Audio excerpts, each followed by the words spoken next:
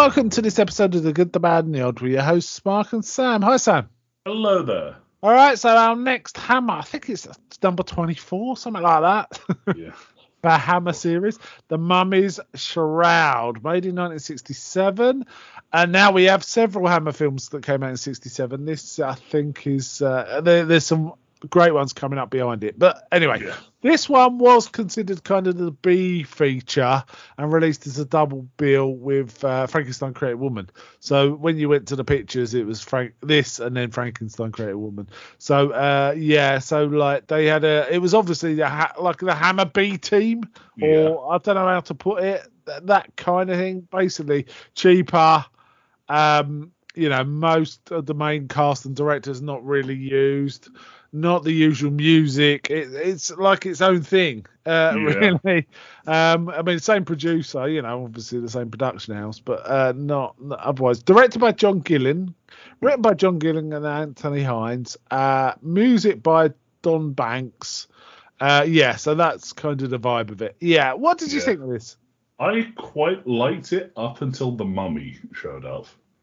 That's interesting because I thought it was uniformly about the same, and it was okay. The bit I really liked, the old hag stuff, was my favourite. Yeah, I've got to say that was pretty epic. Okay, let's have a bit of a walk through it. So Andre Morel is like this professor, and David. I've got that wrong. And another guy.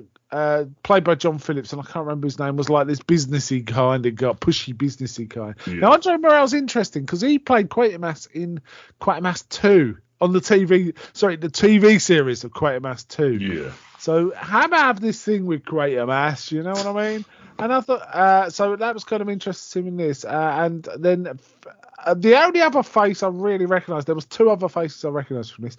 Michael Ripper. Yeah. The Ripper had quite a big part in this, didn't he? And he was a Weasley kind of dude. Yeah. Well. Yeah. All right, we'll get to that. And the other one I recognised was the Arab bloke Hasmid, played by Roger Delgado, who was the master. We talked about this 2 episodes ago in the comfy chair, talking about him as the master, but he played Hasmid. There was a lot of brown face in this, wasn't there? There was a fortunate amount of brown face in this. Yes, and weirdly, some of the actors who weren't meant to be Arabs were also brown faced. It looked like to me. Yeah, maybe they were supposed to be tanned. I wasn't sure. Several of the characters are supposed to have spent weeks out in the desert, so I imagine they're just tanned as hell. Now it's got a very long prologue, hasn't it? Of we're seeing this sort of Egyptian Pharaoh stuff going on. Yeah. It looks like they borrowed the sets from Cleopatra or something. I can believe they certainly reused a lot of like older stuff. Yeah. It was kind of that look. Where the pharaohs, the pharaoh had bad, but it was about. Yeah. I actually looked at I checked my watch. Or I checked the time it had run before the credits started. 8 minutes. 8 minutes. Yeah, which I think is a record for these films. Yeah. Prologues weren't that big a thing until James Bond started doing them. Yeah. Pre-credit sequences, I should say. Weren't a thing until kind of James Bond started doing them. Then they started turning up in various films. And this was one of them. And they had this lengthy thing about it was essentially the Pharaoh had plotters against him, but he had a son he loved because his wife died. And this Pharaoh and Pharaoh's brother betrayed him and didn't so much have him killed, if I remember correctly, as he just sort of like tried to take over when the boy Pharaoh when the baby was born, right? Because he realised he had no access, no route to power once the boy had been born. Now the Pharaoh and his wife are the whitest Egyptians you've ever seen, and the baby actually looks is black.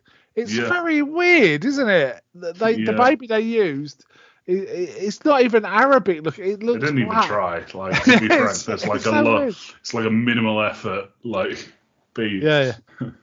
And also there was a servant, a big burly servant that looked after the boy and the Pharaoh. So when the Pharaoh got there was a lot of Kensington gore in this. There was a bit of hacking up and he got away with the baby and looked after the boy and then he became essentially when but As the boy grew up, he became his father. Sort of. yeah, but he was mummified, right? Yeah. He was mummified. The boy pharaoh had him mummified as an honor.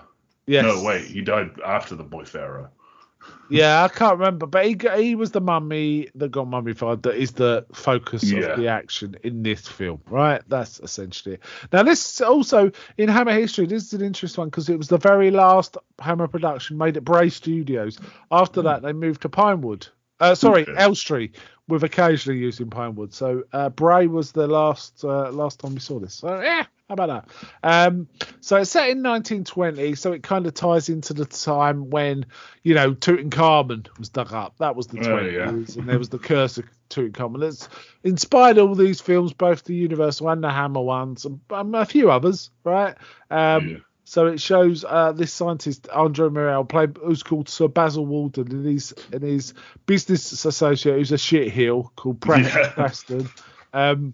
But they come across this Arab Hasmid, who is Roger Delgado, who says, he says he's the guard of a tomb. Yeah, they also don't they run into another Arab bloke saying, if my family has guarded this for hundreds of years. Or was that him? I thought that was Hasmid. Okay. Yeah. Why would I tell you it? But the guy they were talking to was speaking full Arabic, not English, whereas Hasmid could talk English. So it's a bit weird. Anyway.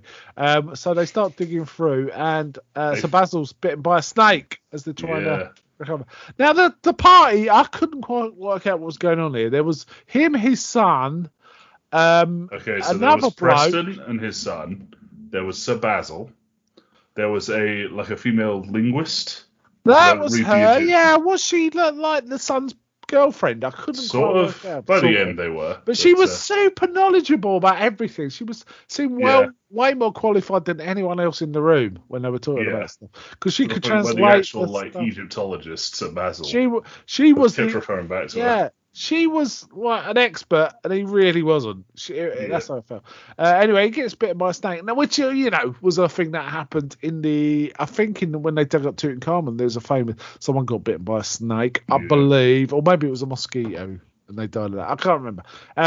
So anyway, he got bitten by a snake, but and they do some quick stuff to try. They shoot the snake, poor little thing, and they try some, but he's not well. And the next one we know has been committed to an insane asylum, and it's like, what? He collapses. What? He goes unconscious at them unveiling the mummy. That's right. You think he's got better, and he passes out. Yeah. And he just falls unconscious. So what's his name? Preston. Mr. Preston Senior. Yeah. He has him committed to an insane asylum because he's ill. That's a really weird plot device. Yeah. Anyway. And see, at this point, this is why I explain why I feel like it fell down a bit when the mummy actually showed up. I thought it was going to be about how greed had turned them all against each other, because it was called the Mummy's Shroud, not you are right. The Mummy or the Curse of the Mummy or that sort of thing. But it does turn out the Shroud is kind of significant because it's got words on it that revive the Mummy, right? And doesn't Hasmid then chant over the mummy and it's like walking around? This is a low-rent mummy, isn't it, really? Yeah, this is a very, it's not a great-looking mummy, I gotta be frank. No, I think the one in Carry On Screaming was a better looking mummy than this one. I gotta say. This was not as good as Christopher Lee's mummy, which was the best one, I think. No. Or the one was it the Curse of the Mummy's Tomb or something? We've not watched the Curse of the Mummy's Tomb. No, what? No, the other one we watched. Blood of the Mummy's Tomb? Something like that. The super violent one where it crushes heads and things. That one was still better. Yeah, that was better mummy than this one. But this one that gets people in various ways. Yeah, basically, it's a little creative, I gotta say. Yeah, and it's a bit weird that these people keep going to this fortune teller who happens to be Hasmid's mum, and she's full on cackle mode. Isn't she? You're gonna die before the day ends and all this. And it's like, why do you go see this psychic? Yeah. This fortune teller. Oh, and by the way, a crystal ball is like a tally, isn't it? It properly works. She can see everything. So weird. So essentially, the mummy starts knocking them off one by one, doesn't he? There's all sorts. There's a bloke developing pictures. He gets attacked. Cut with acid. And I think there's a few that he just just beats to death in alleyways. Yeah, strangulation. Yeah. He wraps up Michael. Doesn't he wrap up Michael Ripper in his sheet in a bed and fry him out of a second story window?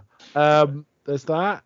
I also want to just talk about Michael Ripper a bit here because we know Michael Ripper. He's been in probably more of the films we've seen than anyone, apart from maybe Cushion and Lee.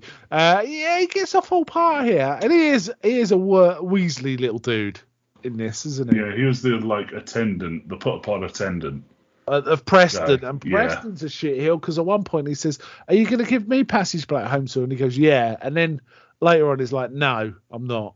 And it's like, wow, and they're all desperate to leave because people were dying. Yeah. But the police chief's all like, "No, you got to stay in Cairo while we're investigating this." But towards the end, he kind of goes, "Yeah, everyone's died. You can leave." It's kind of like that.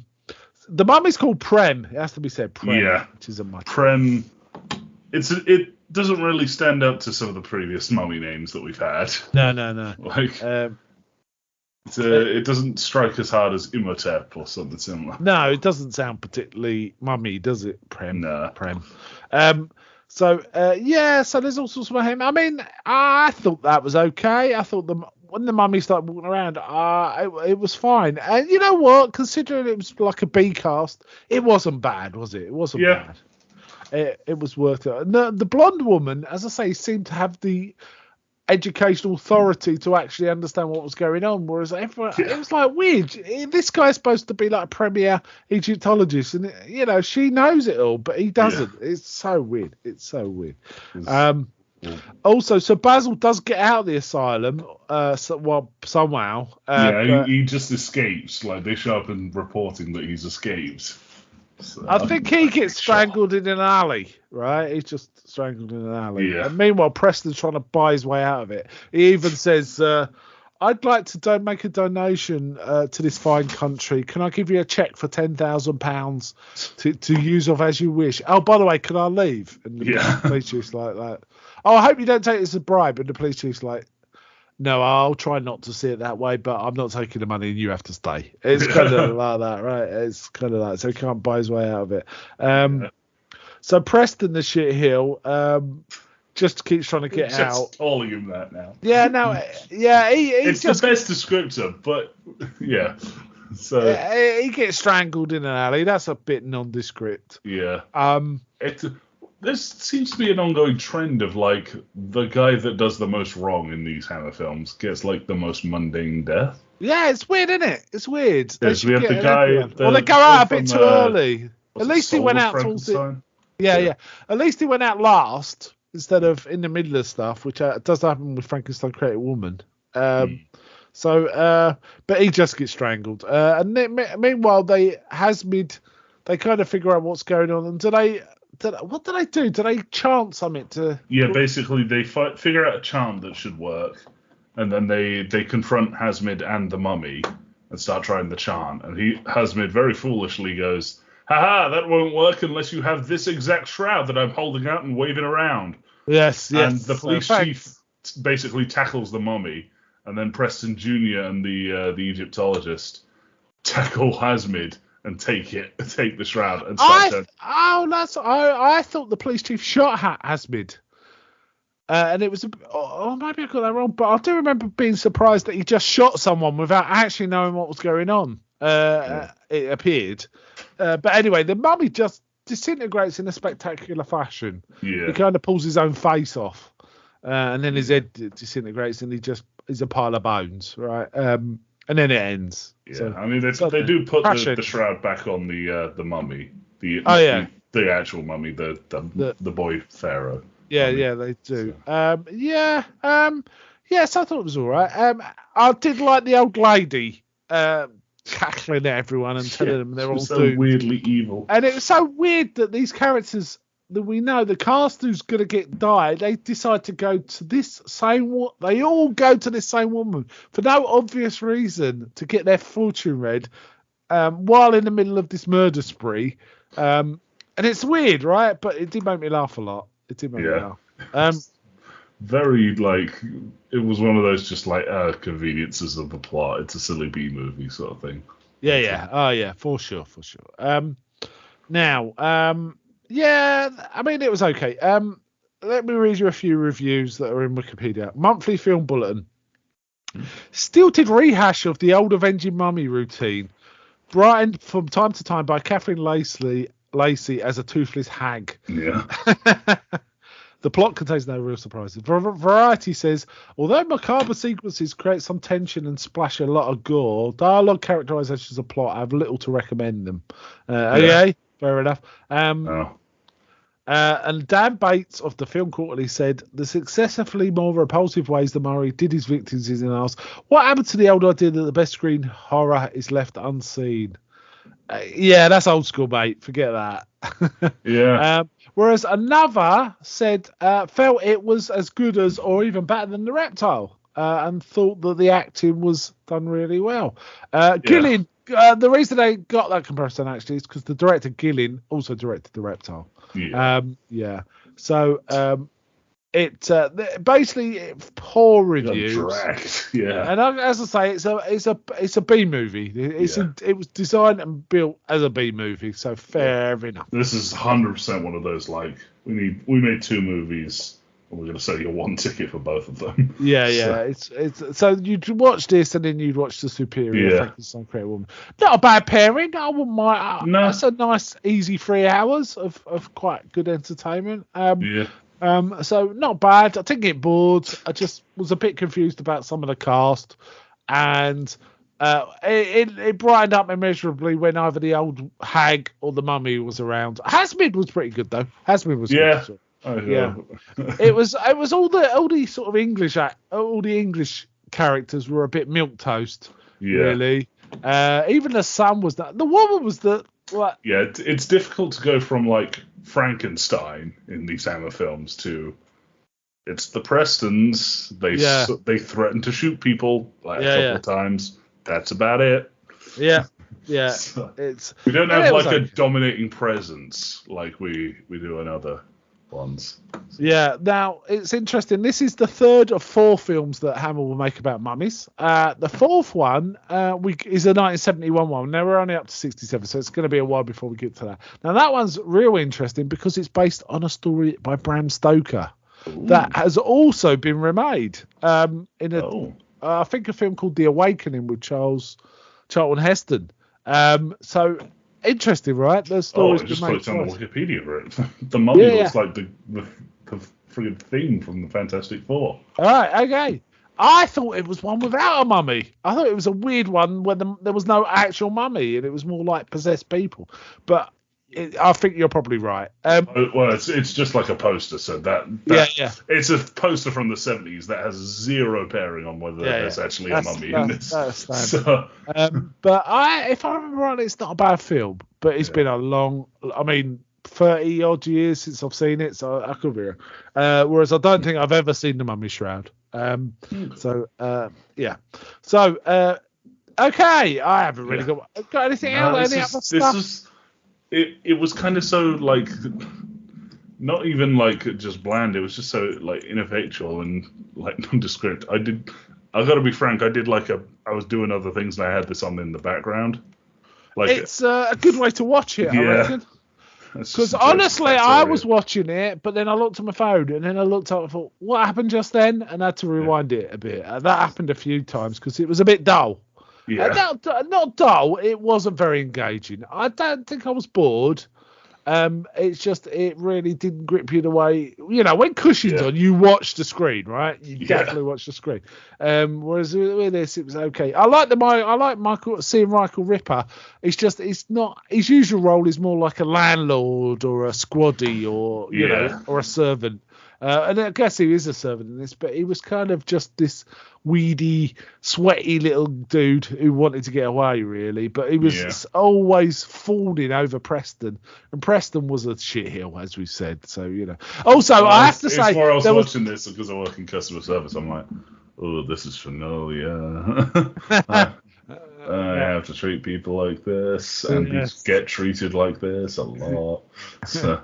You know that feeling. The other one I quite liked, and I've forgotten this, is Preston's wife, who was like properly him. She was just like, ripping into him. And he said something like, "We need to get away." And he goes, "Well, you're the last one left." She says at one point when they're all dying. And it's like, "Whoa, you don't care, do you? You wanted to die, I reckon." There was that. Oh yeah. But she was like proper haughty and fun, actually. So that was kind of. The other thing that made me laugh, there was an Arab cleaning the museum with a feather duster. I don't know why I found that funny. It just looked so incongruous that someone's cleaning, and it was cleaning ancient relics that have been in the sand for thousands of years with a feather duster. It was great. It's like, do they really need dusting? You know what I mean? Doesn't it add to the vibe if you don't dust them? I don't know. So that. True. So, yeah, it was all right. It was all right. What would you score this one? I'd score this about 5 or 4. Like it's not like comically bad. It's just kind of really boring. It's just there. It's just there. It doesn't really do much. And you can tell it's a B movie. It's this is it's not hiding that. I feel like this would do well on like Mystery Science Theatre sort of thing, because there's a lot of like or riff tracks, a lot of dead air that they can talk over, sort of thing. Yeah, they'd probably make fun of this. I could definitely see that. I'm just looking at what I wrote on Letterboxd. I can't even remember. I did write a review, but it was kind of quite brief. I remember that. I'm just trying to find it, but because otherwise we'll only have the shortest possible podcast. Yeah. This will be one of our shortest ones. Yeah, at least we will have a lot more to talk about next time. Yeah. You know what? I haven't even written a review. I thought I had, and I didn't even write a review, which means I'm behind, which is not like me. I'm usually fairly... Yeah, you're usually pretty quick on the draw. Okay, so yeah, not great. I'd say a 5 out of 10 too. Yeah. Next time, we definitely have something much more quality. So in a month's time, we'll be talking about, and we got a run of them. And if they aren't quality, they are bonkers and very exciting. So we've got some real treats coming up soon. All right then. Okay then, let's wind up there. Bye from me. Okay, bye.